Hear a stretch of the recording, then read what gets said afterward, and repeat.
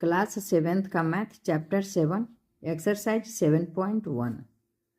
प्रश्न 1 है, चित्र 7.10 में सर्वांगसम रेखा खंडों को छांटिए, आप ट्रेस करके देखें। तो इसे देखिए, इस तरह से मापेंगे। यह 3 सेंटीमीटर है, 3 पे आ रहा है, तो यह 3 सेंटीमीटर का है, लिख देंगे 3 सेमी। इसको देखते हैं, 2.3 सेमी आ रहा है, यहाँ 2 है और 2 के बाद 1 2 3 है, तो 2.3 सेंटीमीटर हो जाएगा, 2.3 सेंटीमीटर। इसको देखेंगे तो ये 3 सेंटीमीटर पर है, यहाँ 3 है, तो लिखेंगे 3 सेंटीमीटर। ई और एफ 3.3 के बाद 1 2 3 4 5 6 7 8, तो 3.8 सेंटीमीटर, 3.8 सेंटीमीटर है ई एफ। उसके बाद एम एन है 4.6 सेंटीमीटर, इसको लिखेंगे 4.6 सेंटीमीटर। सी डी है 2.3 सेंटीमीटर, 2.3 सेंटीमीटर। जी एच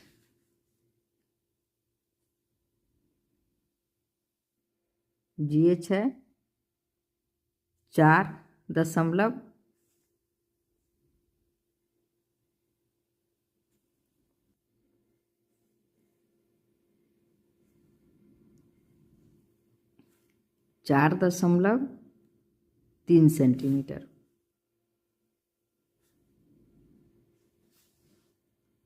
तो अब देखिए, यहाँ ए बी है 3 सेंटीमीटर और के एल है 3 सेंटीमीटर, तो इसे लिखेंगे एक नंबर में लिखेंगे ए बी बराबर के एल। उसके बाद सी डी 2 सेंटीमीटर है और यहाँ आई जे 2.3 सेंटीमीटर, सी डी 2.3 सेंटीमीटर, तो लिखेंगे सी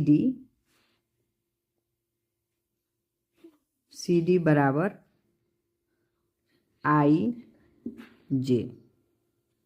उसके बाद ई एफ 3.8 सेंटीमीटर है, तो इसमें दूसरा कोई 3.8 सेंटीमीटर नहीं है। एम एन 4.6 सेंटीमीटर है, तो फिर इसके बराबर का कोई नहीं है। जी एच 4.3 सेंटीमीटर है, तो इसके बराबर का भी कोई नहीं है। तो अब लिखेंगे ए बी और के एल रेखा खंडों की माप बराबर 3 सेंटीमीटर।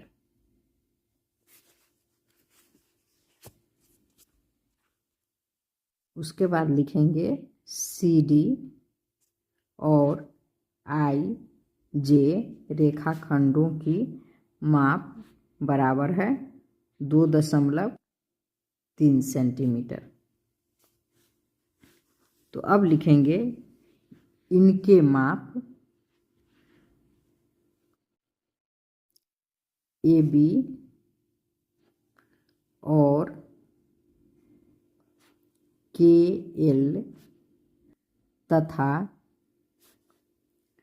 सी डी और आई जे के माप बराबर है, इसलिए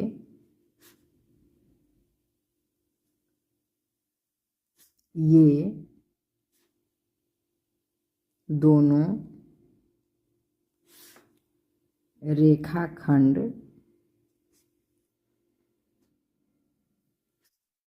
सर्वांगसम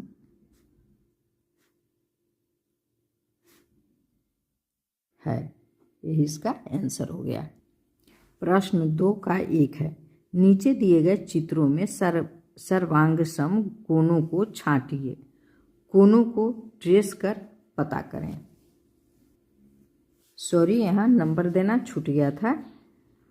ये तो हो गया 1 का आंसर, और यहाँ 1 का 2 प्रश्न है। सर्वांगसम रेखाखंडों को मापिए, उनके माप के बारे में आप क्या कह सकते हैं? तो उसका आंसर यहाँ से है।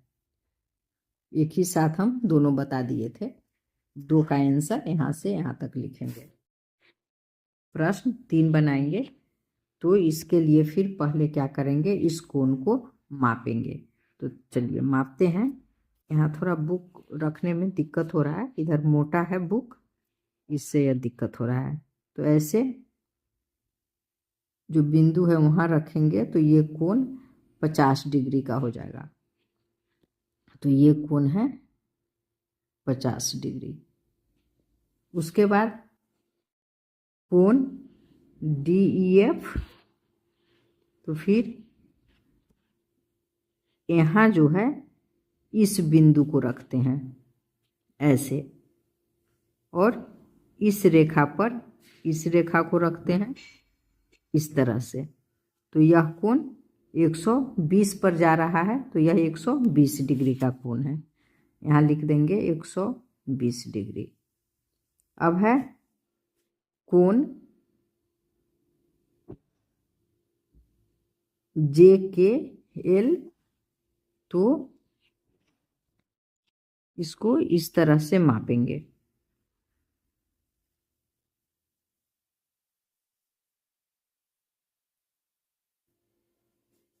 तो ये देखिए, ये 50 पर आ रहा है, तो 50 डिग्री लिख देंगे। अब इसको मापेंगे, H को, GHI, कोण GHI है। तो चलिए इसको ऐसे रखते हैं, यहाँ रखेंगे, और ये इस रेखा पर होना चाहिए।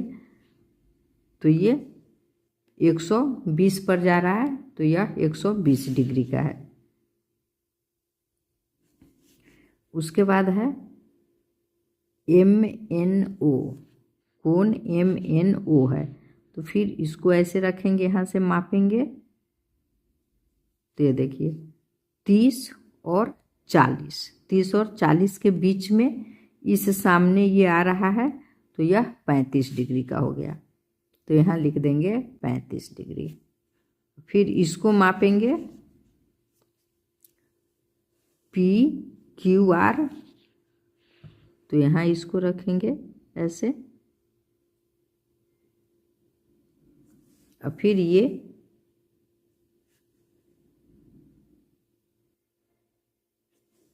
तीस और 40 के बीच में ये आ रहा है 35, तो ये भी 35 डिग्री का ये कोण हो गया। 1 का हो गया। अब प्रश्न 2 है। प्रश्न 2 में कह रहा है, इनमें से सर्वांगसम कोणों को मापिए, आप उनके माप के बारे में क्या कह सकते हैं? तो फिर इसमें लिखेंगे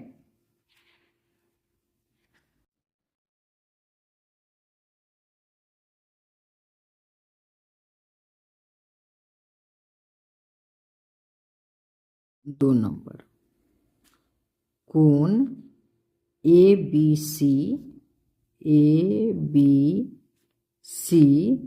बराबर है 50 डिग्री है, तो 50 डिग्री का यह है, तो JKL। तो यहाँ लिख देंगे कोण JKL। उसके बाद कोण DEF, 120 डिग्री है, यहाँ लिखेंगे कोण DEF बराबर, अब 120 डिग्री का यह भी है तो कोण GHI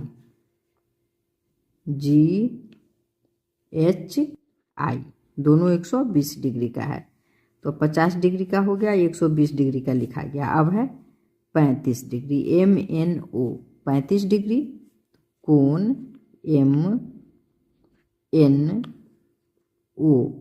बराबर 35 डिग्री है, और यह है PQR, यह भी 35 डिग्री का है, तो बराबर कोण PQR। अब प्रश्न में कह रहा है आप उनके माप के बारे में क्या कह सकते हैं, तो लिखेंगे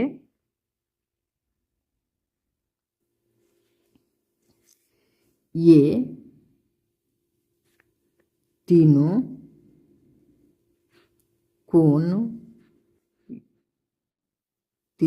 कोणों की माप बराबर है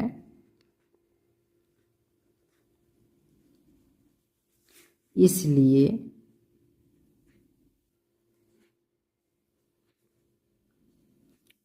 उपरोक्त तीनों कोण सर्वांगसम होगा। प्रश्न 3 है कोण ABC तथा कोण DEF सर्वांगसम है, यदि कोण ABC की माप 70 डिग्री हो तो कोण DEF की माप क्या होगी, तो लिखेंगे दो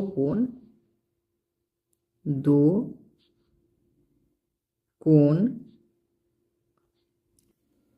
सर्वांगसम होते हैं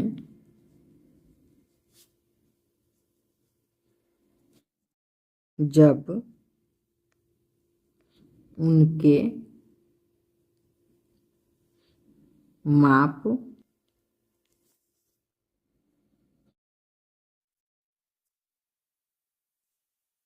बराबर होते हैं। कोण ABC बराबर कोण DEF, तो कोण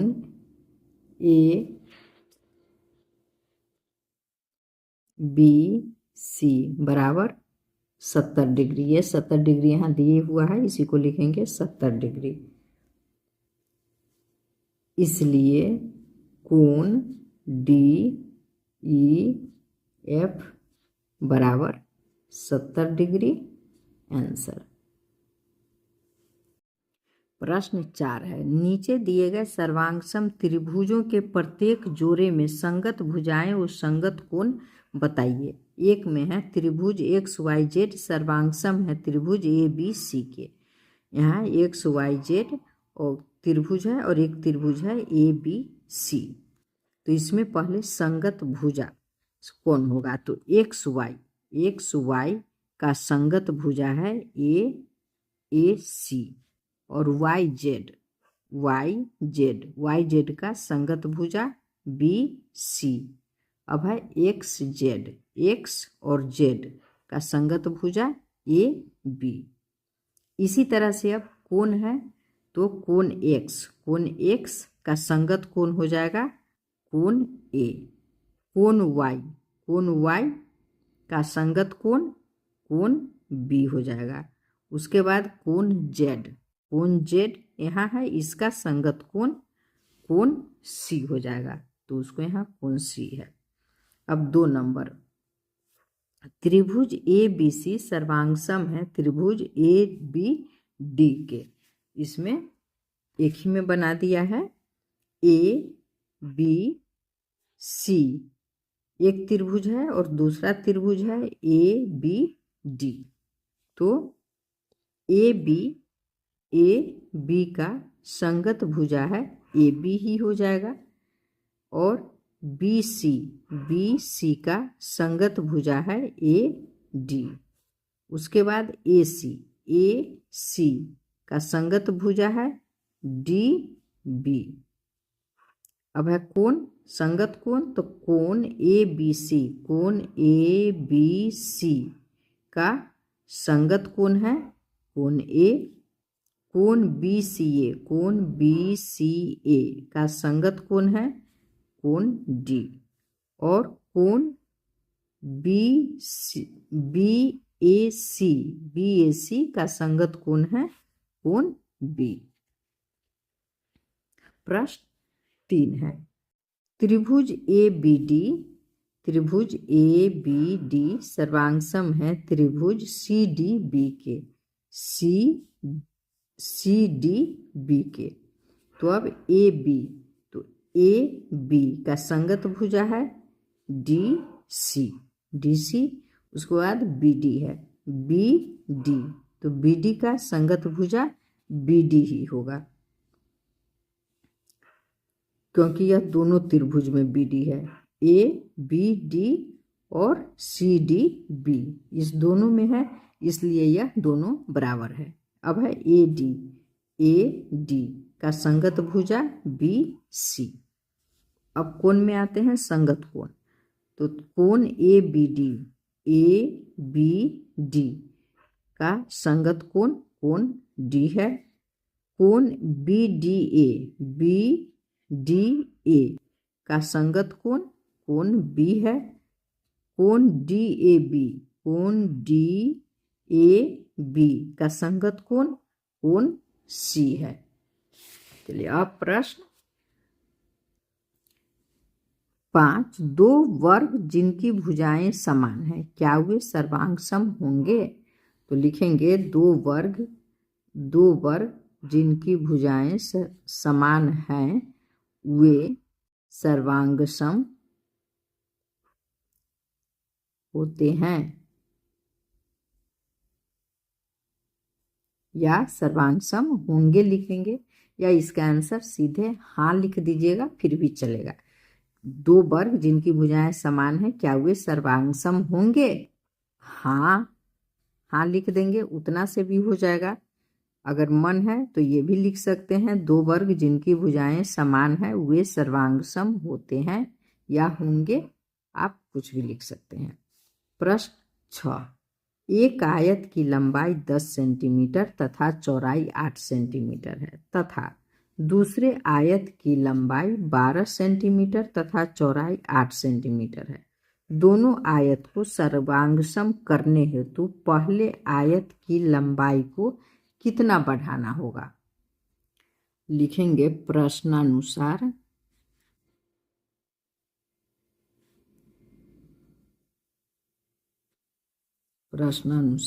पहले आयत की लंबाई बराबर 10 सेंटीमीटर है। पहले आयत की चौड़ाई, यहाँ चौड़ाई हो जाएगा, चौड़ाई बराबर 8 सेंटीमीटर। अब है दूसरे आयत की लंबाई बराबर 12 सेंटीमीटर, दूसरे आयत की चौड़ाई बराबर 8 सेंटीमीटर। यह प्रश्न में दिया हुआ है, तो लिखेंगे दोनों आयत को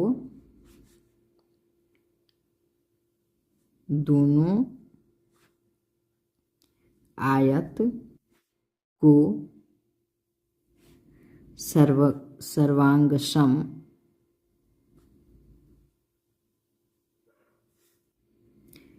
करने के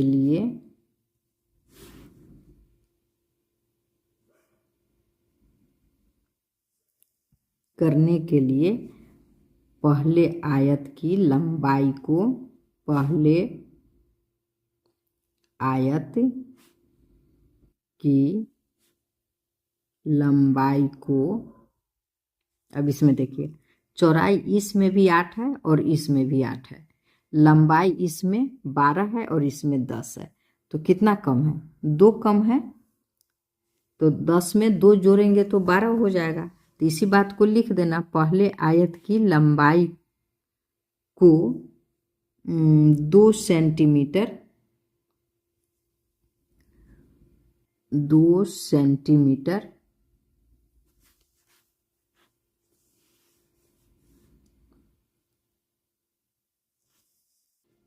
2 सेंटीमीटर बढ़ाना होगा। आंसर हो गया 2 सेंटीमीटर, उसको बढ़ा देंगे तो 10 और 2 बढ़ाएंगे तो 12 हो जाएगा। फिर 12 दोनों बराबर हो गया, 12 12 और 8 8 बराबर हो जाएगा, दोनों सर्वांग सम हो जाएगा। प्रश्न 7, चित्र 7.12 में बने 2 वृत्त क्या सर्वांग सम होंगे? यदि हाँ तो क्यों? तो इसमें देखिए यह इसमें भी त्रिज्या 2 सेंटीमीटर है और इसमें भी त्रिज्या 2 सेंटीमीटर है। तो लिखेंगे यदि हाँ तो क्यों? तो लिखेंगे हाँ क्योंकि दोनों वृत्त की त्रिज्या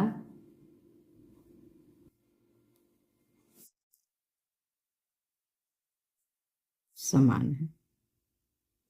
धन्यवाद, फिर मिलेंगे अगले एक्सरसाइज के साथ।